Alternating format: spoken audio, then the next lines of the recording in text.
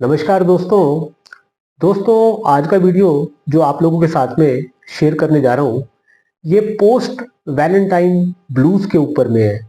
जिसका कि मतलब ये कि इस बारी के वैलेंटाइंस के बाद में कितने लोगों का जीवन इससे प्रभावित होगा, किस किस तरह से होगा, ये बताने के लिए ये वीडियो मैं आज बना रहा हूँ। आज से पहले मैंने ऐसा कभी वीडियो इसलिए नहीं बनाया क्योंकि इससे पहले कभी कोई ग्रह दशा ऐसी आई नहीं। लेकिन इस बारी खास क्या होने वाला है वो आपको समझाता हूं। हर साल वैलेंटाइन 14 फरवरी को मनाया जाता है। इस साल ठीक उससे 3 दिन के बाद यानी कि 17 फरवरी को एक सूर्य ग्रहण पड़ने वाला है। उस सूर्य ग्रहण पे जो प्लैनेटरी कॉम्बिनेशंस बनेंगे वो इतनी ज्यादा तरह से लोगों की पर्सनल लाइफ को इन्फ्लुएंस करेंगे, जिसके अंदर में मल्टीपल रिलेशंस बनेंगे, बहुत ज्यादा बनेंगे, उतने ही तादाद में वो टूटेंगे भी, उतनी ज्यादा इनफिडिलिटी भी होगी, यानी कि धोखे भी दिए जाएंगे, धोखे मिलेंगे भी। कई लोग कुछ ऐसे रिश्तों में उलझ जाएंगे, फंस जाएंगे जिसमें उनकी मजबूरी भी फंसी होगी। मजबूरी किसी भी किस्म की हो सकती है, किसी भी दबाव की, प्रेशर की, ब्लैकमेलिंग की। ये रिश्ते बहुत ज्यादा होंगे, बहुत ज्यादा फ्रीक्वेंसी में होंगे और उतने ही ज्यादा फ्रीक्वेंसी में वो टूटेंगे भी। ये एक जनरल ओवरऑल व्यू आपको मैं बताने जा रहा हूं। वैसे तो हर इंसान की पर्सनल लाइफ उसकी अपनी जन्म कुंडली से देखी जाती है, ग्रहों की दशाओं से देखी जाती है, उनमें कितनी ताकत है उसके हिसाब से असेसमेंट होता है। लेकिन फिर भी इतना तो आप मानेंगे कि ग्रह दशा जो ग्रहण के टाइम बन रही होती है उसका इन्फ्लुएंस हर एक की लाइफ पे पड़ता है। जब भी कोई ग्रहण पड़ता है उसका इफेक्ट अगले 6 महीनों तक उन राशियों पे आता है। इस बारी ये जो सूर्य ग्रहण 17 फरवरी को पड़ रहा है, इससे ठीक 15 दिन के अंदर अंदर 3 मार्च को एक चंद्र ग्रहण भी पड़ रहा है।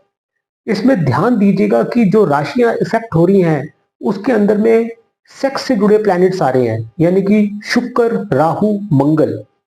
शुक्र, राहु, मंगल का बड़ा क्लोज नाता है सेक्सुअल रिलेशन से, इंटीमेट रिलेशन से। और इसके अंदर में जो राशि शामिल हो गई वो है कुंभ, यानी कि शनि की राशि। शनि का रोल आ गया, शुक्र का रोल आ गया, राहु का रोल आ गया, मंगल का रोल आ गया। अब आप ये देखिएगा कि ये ग्रह चाल जो बनी है वो क्या करतब दिखा रही है। तो देखिएगा दोस्तों, कुंडली में आपको समझाता हूं। ये 17 फरवरी 2026 को पड़ने वाले सूर्य ग्रहण की कुंडली है। हालांकि सूर्य ग्रहण रात के 11 बजे पड़ेगा, लेकिन उससे पहले मैंने ये कुंडली सिर्फ 2 घंटे पहले की इसलिए तैयार की क्योंकि मेरे को 7th हाउस में जो राशि है वो आपको दिखानी थी और इसमें बैठे हुए प्लैनेट समझाने थे। 7th हाउस आपकी रिलेशनशिप का होता है। ये भले ही चाहे एक डमी जन्म कुंडली है, लेकिन आपने सिर्फ राशि पे ध्यान देना है और प्लैनेट्स जो की प्लैनेट्स हैं उनके रोल को समझना है। यहाँ पे आप देखेंगे कि जब भी कभी सूर्य ग्रहण पड़ेगा तो वो राहु केतु एक्सेस में आके पड़ता है। अब राशि पे ध्यान दीजिएगा कि इस समय राशि जो है वो है कुंभ। कुंभ राशि में सेक्स के प्लैनेट शुक्र जो हैं वो शामिल हो गए और उनकी युति राहु के साथ में है। अब आप नक्षत्रों पे ध्यान दीजिएगा। सूर्य और चंद्र को आप देखेंगे कि वो मंगल के नक्षत्र में है।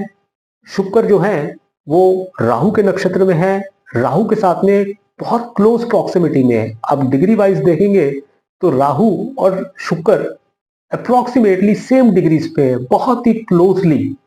तो शुक्र जो है पूरी तरह से राहु से इन्फ्लुएंस्ड है, अफ्लिक्टेड है और इनके साथ में बुध की भी युति हो गई। आप देखेंगे शुक्र जो है वो पाप कर्तरी योग के अंदर में आ गए, यानी कि एक तरफ मंगल बैठे हैं और दूसरी तरफ शनि।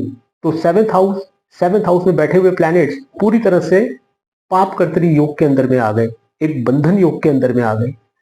यहाँ पे आप देखेंगे कि जो 8th लॉर्ड बृहस्पति है वो रेट्रोग्रेड होकर के 11th हाउस में चले गए, बुध की राशि में है और वहीं से इनकी दृष्टि 7th हाउस में पड़ रही है।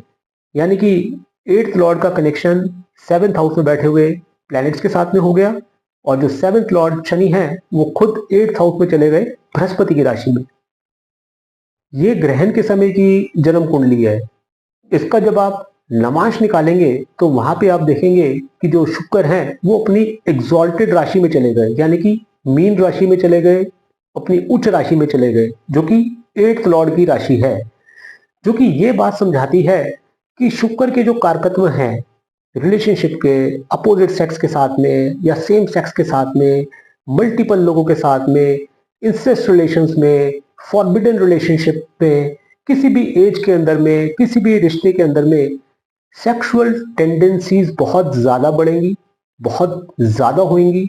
और इस समय में जो होने वाले रिलेशनशिप्स हैं वो बहुत ज्यादा लंबे समय तक चलेंगी नहीं, होंगी वो बहुत ज्यादा, क्योंकि शुक्र यहाँ पे अफ्लिक्टेड हो गया और नवांश में वो उच्च का हो गया।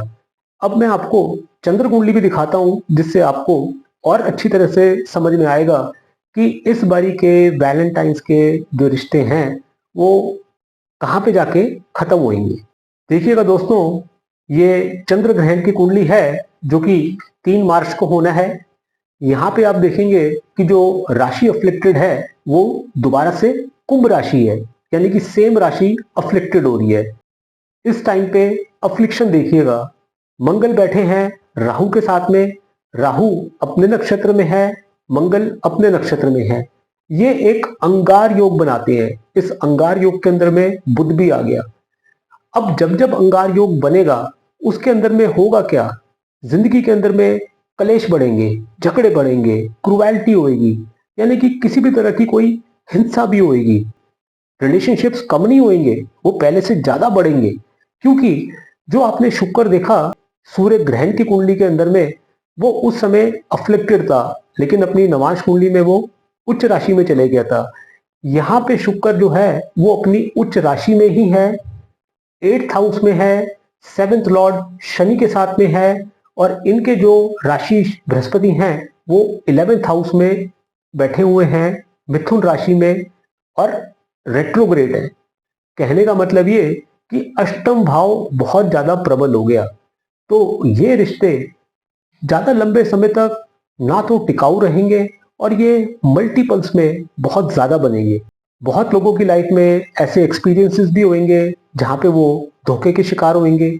बहुत लोग ऐसे भी होंगे जो धोखा देंगे, और कई लोगों की लाइफ में ये रिश्ते मायूसी लेकर के भी आएंगे।